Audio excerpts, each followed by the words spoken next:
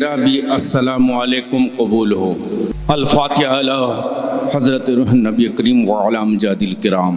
حیدریم قلندرم مستم بندہ مرتضی علی ہستم، پیشوائے تمام رندانم کے سگے کوئے شیری یزدانم، لی خمسۃ نطفی بہا حر الببا الہاتمہ، المصطفیٰ والمرتضی وابنہما والفاطمہ، سرورا شاہ کریمہ دستگیرہ اشرفا، حرمت روح پیمبر یک نظر کن سوئے ماں، یک نظر کن سوئے ماں، یک نظر کن سوئے ماں۔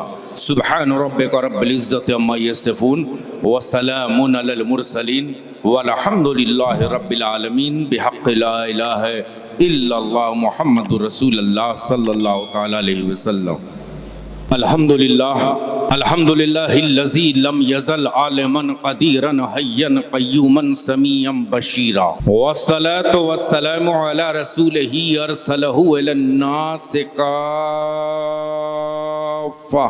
بشیرا ونذیرا وعلی آلہ وصحبہ کثیرا کثیرا، اما بعد فاعوذ باللہ من الشیطان الرجیم، بسم اللہ الرحمن الرحیم۔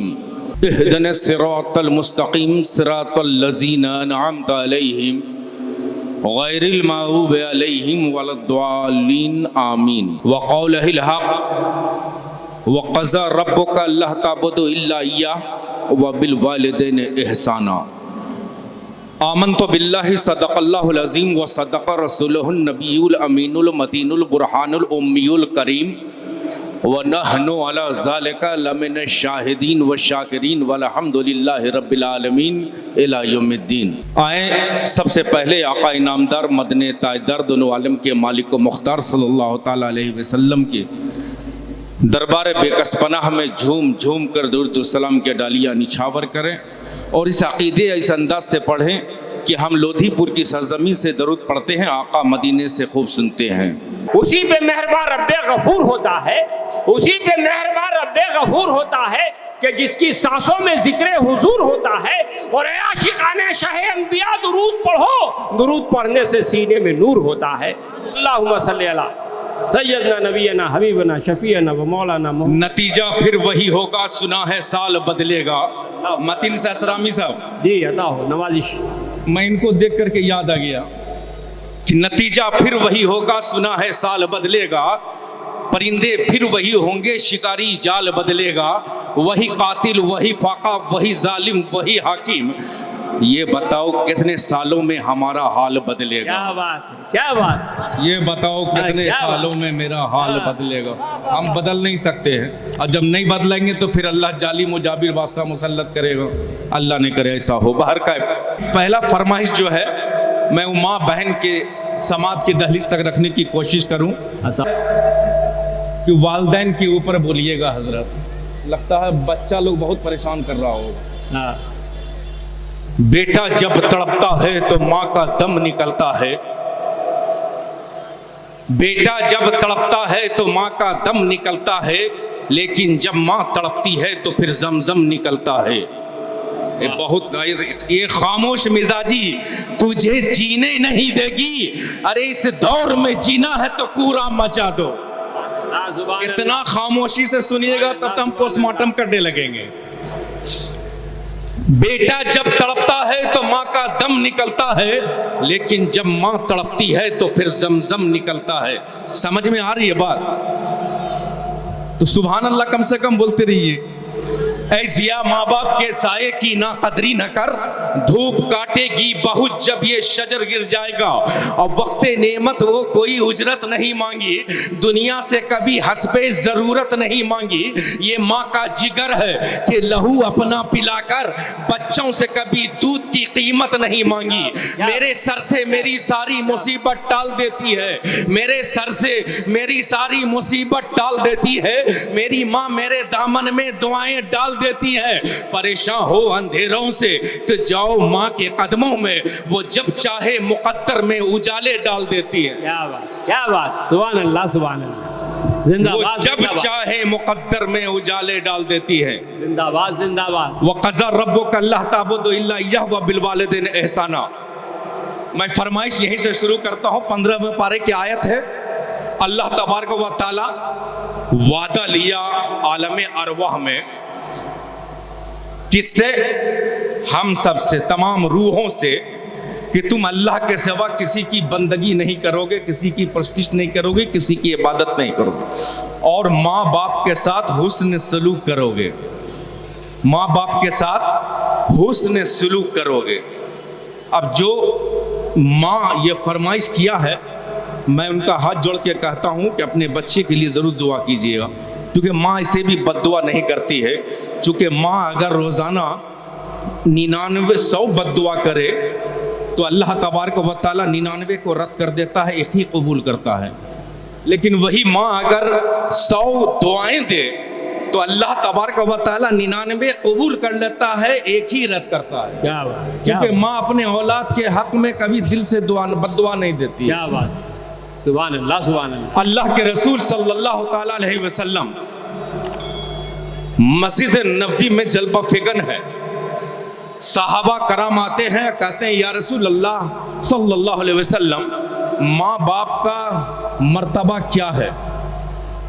اللہ کے رسول صلی اللہ تعالیٰ علیہ وسلم نے ارشاد فرمایا کہ اولاد اس حال میں رات گزارے کہ اس کا ماں اور باپ اس سے ناراض ہے تو اللہ تبارک و تعالیٰ اس کے لیے 2 جہنم کے دروازے کھول دیتا ہے، 2 جہنم کے 2 دروازے کھول دیتا ہے۔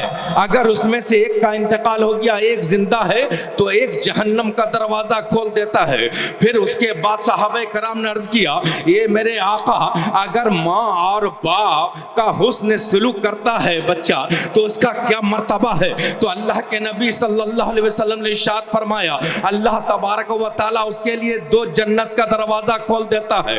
اگر اس میں ایک حیات میں ہے تو ایک جنت کا دروازہ، دونوں حیات میں ہے تو 2 دروازہ کھولا جاتا ہے۔ اب آئیں ذرا دیکھتے ہیں، اب میں آقا صلی اللہ علیہ وسلم کی حدیث مبارکہ کے بعد اس جلیل الپیغمبر جلیل القدر پیغمبر کی بارگاہ میں اپنا خراجی عقیدت پیش کرنے کی سعادت حاصل کرتا ہوں، جسے دنیا حضرت موسیٰ علیہ نبی انا کے نام سے جانتی اور پہچانتی ہے، اور تمام انبیاء کرام میں سب سے جلالی پیغمبر جو گزرے ہیں وہ حضرت موسیٰ علیہ نبی انا کی ذات ہے۔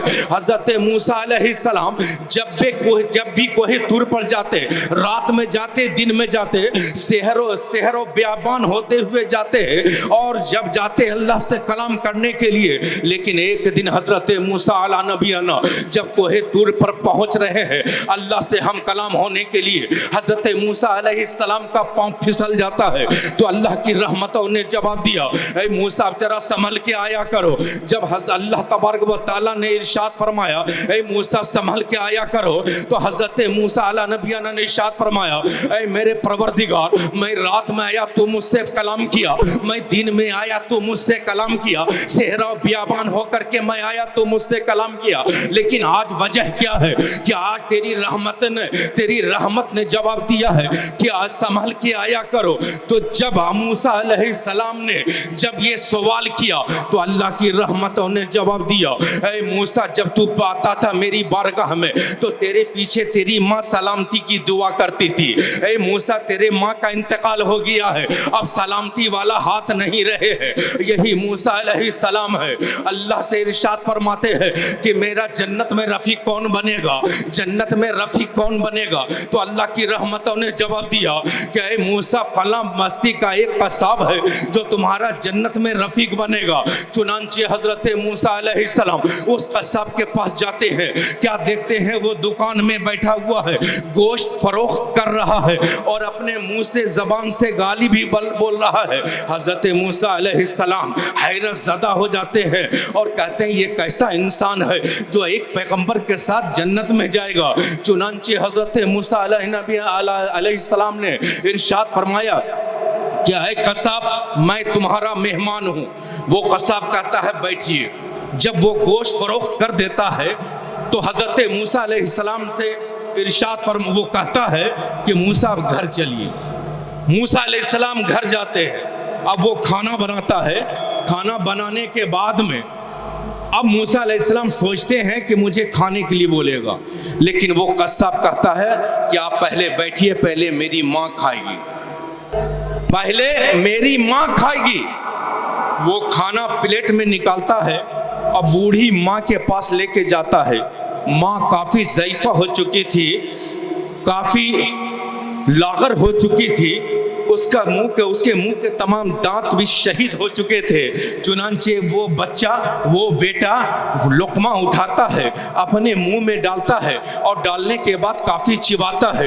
چبانے کے بعد جب اپنے منہ سے نکال کر جب ماں کو شکم سیر کرتا ہے, پانی پلاتا ہے, اس کے بعد ماں کو آرام کرنے کے لیے دے دیتا ہے. اب موسیٰ علیہ السلام سوچتے ہیں کیا مجھے کھانے کے لیے کہے گا. چنانچہ وہ قصاب آتا ہے اور حضرت موسیٰ سے عرض کرتا ہے کہ اب چلیے ہم لوگ کھانا تناور کرتے ہیں.